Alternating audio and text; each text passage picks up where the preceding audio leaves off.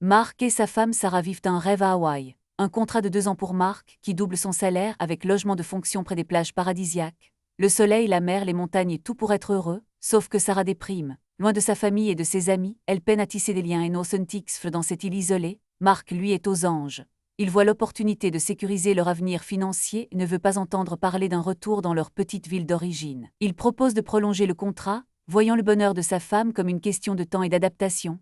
Sarah, au contraire, se sent de plus en plus seule et malheureuse malgré les efforts de son mari pour la distraire. La pression monte. Le contrat tourne à sa fin et la décision doit être prise. Mark insiste sur les avantages financiers considérables, tandis que Sarah met en avant son mal-être et son besoin de retrouver ses repères et son cercle social. Le couple se retrouve face à un dilemme, la sécurité financière et le paradis terrestre pour l'un, le bonheur et la proximité familiale pour l'autre. Que faire quand les désirs d'un couple divergent autant? Après plusieurs années de déménagements successifs, ils ont fini par trouver un compromis, s'installant finalement en Floride. Un équilibre trouvé entre les aspirations professionnelles de Mark et le besoin de confort familial de Sarah, prouvant que le bonheur conjugal est parfois une question de concession mutuelle.